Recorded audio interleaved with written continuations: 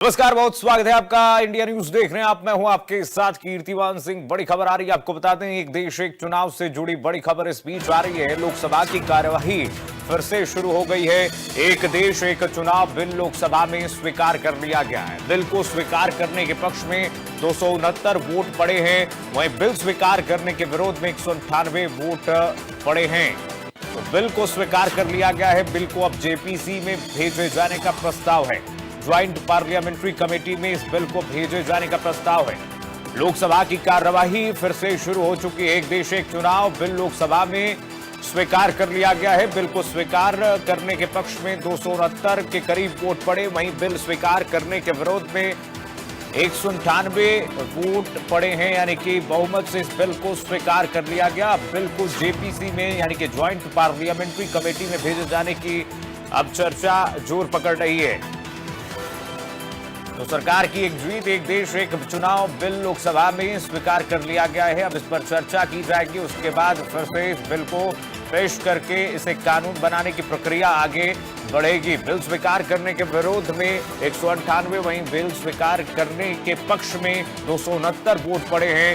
फिलहाल ये बिल स्वीकार कर लिया गया लोकसभा में। लोकसभा की कार्यवाही फिर से शुरू हो चुकी है। चर्चा चल रही है शीतकालीन सत्र में। ये अहम बिल जिन पर अटकलें लगाई जा रही थी बहुत लंबे समय से, एक देश एक चुनाव को लेकर के विपक्ष जो घेर रहा था, फिलहाल इस बिल को स्वीकार कर लिया गया लोकसभा में। 198 वोट विरोध में पड़ा है इस बिल के, वहीं 269 वोट बता दें कि इसके पक्ष में लोकसभा में पड़ा है। अब इस बिल को जेपीसी यानी कि ज्वाइंट पार्लियामेंट्री कमेटी में भेजा जाएगा। सुबह से ही कार्यवाही जो है सदन की जारी है। एक बार फिर से कार्यवाही शुरू हो गई है सदन की।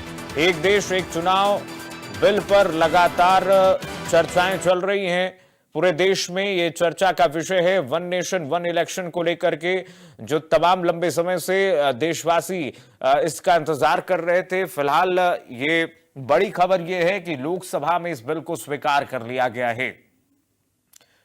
तो इससे क्या क्या फायदा होगा वो भी हम आपको बता रहे हैं। प्रशासन को ठहराव मिलेगा, इससे खर्चा कम आएगा, एक ही समय में इलेक्शन पूरे देश में हो जाएगा। वन नेशन वन इलेक्शन, इससे पैसे बचेंगे और काम बढ़ेगा, खत्म होगा चुनावों का जंजाल और विकास बेमिसाल होगा। तो प्रशासन को आपको बताते हैं ठहराव मिलेगा, जो लगातार हम देखते हैं कि किस तरीके से। सौरभ उपाध्याय हमारे सहयोगी जुड़ गए हैं तमाम जानकारी के साथ इसी खबर पर। सौरभ, इस बिल को स्वीकार कर लिया गया है। फिलहाल लोकसभा में 269 वोट पड़े हैं और 198 विपक्ष की तरफ से, यानी कि जो इस बिल के विरोध में पड़े हैं। कुल मिलाकर के अब हरी झंडी मिल गई है इस बिल को जेपीसी में भेजने के लिए। बिल्कुल, देखिए वन नेशन वन इलेक्शन को हरी झंडी बिल्कुल मिल गई है। आज बिल लोकसभा में पेश किया गया और उसको लेकर जो वोटिंग हुई, उस वोटिंग में जो वोटिंग हुई है वो इस पक्ष में हुई है कि भाई इस बिल को पेश किया जाना चाहिए। और वन नेशन वन इलेक्शन को लेकर तमाम जो शहर के लोगों की राय है वो भी हम दिखाएंगे। और वन नेशन वन इलेक्शन के फायदे, जिस तरह अभी इंडिया न्यूज पर आप बता रहे थे कि भाई कहीं ना कहीं जो सरकारी मशीनरी है उसका बर्डन भी कम होगा, पैसे का दुरुपयोग बचेगा। कई सारे लोग पीछे मेरे साथ हैं, एक बार समझ लेते हैं कि भाई वन नेशन वन इलेक्शन किस तरह आप देखते हैं। आज लोकसभा में जो पेश हुआ जाना था, पेश किया गया है, उसके पक्ष में वोटिंग हुई, वोटिंग कहीं ना कहीं पक्ष में आई है। क्या कहेंगे इसको लेके? हम तो पक्ष में, इसको एक बार में इलेक्शन हो जाए तो सरकारी मशीनरी का दुरुपयोग नहीं हो, जो पैसा ज्यादा खर्च होता है, इस पक्ष में हम तो। इसके पक्ष में आप बताइए कि वन नेशन वाले इलेक्शन को किस तरह देखते हैं? ये इतने चुनाव होते हैं, इसमें पैसा भी बहुत खर्च होता है। पैसा तो हमारे पब्लिक पे खर्च होता है। अगर ये पैसे हमारे देश में लगते हैं तो हमारी बहुत कामयाबी मिलती है। एक देश एक ही चुनाव होना चाहिए, यही अच्छा है। तो एक देश एक चुनाव ही बेस्ट है, पब्लिक ऐसा मान के चलती है। आप बताइए क्या है? ये साहब बिल्कुल तानाशाही जैसा सरकार चला रही है, जबकि आप इलेक्शन को आप करना चाह रहे हैं कि वन नेशन वन इलेक्शन होना चाहिए। इसकी राय जनता से लेनी चाहिए।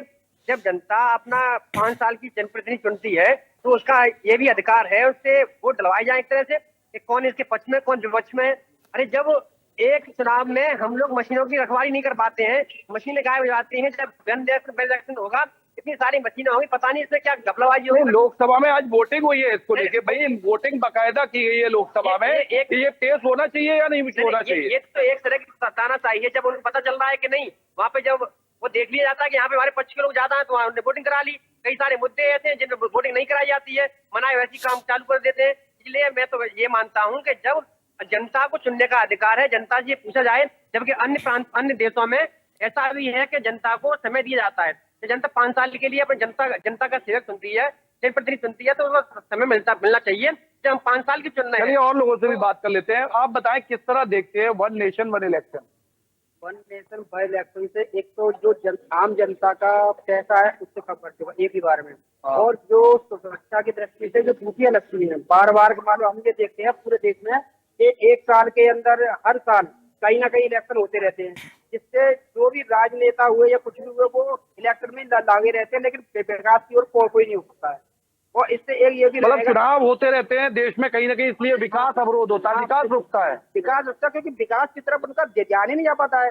अब पिछली साल आपके महाराष्ट्र में इलेक्शन होते हुए हैं, अब ये दिल्ली में इलेक्शन है, उसके बाद कहीं और राज्यों में इलेक्शन है।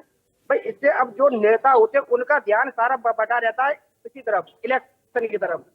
और जब एक देश में एक बार इलेक्शन होगा तो जनता के प्रति भी जागरूकता बढ़ेगी, क्योंकि उनको मालूम है हर साल इलेक्शन आते हैं, तो कभी मेयर का, कभी पार्षद का, कभी एमएलए का, कभी एमपी का, तो वो वोट डालने में भी वोट परसेंट भी मेरा ये मानना है कि उसमें भी उछाल आएगा।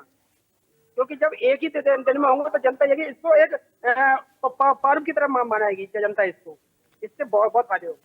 तो बिल्कुल देखिए बहुत फायदे होंगे, जनता का बिल्कुल। ऐसा मानना है कि भाई अगर एक देश और एक चुनाव होता है तो निश्चित रूप से बेनिफिट मिलेगा, और जनता किस तरह सोचती है इसको लेकर ये भी मैं आपको लगातार इंडिया न्यूज पर हम लोग ठीक है दिखा रहे सौरभ, हैं। बहुत धन्यवाद। तमाम जानकारी आपने साझा की, लोगों से बातचीत की।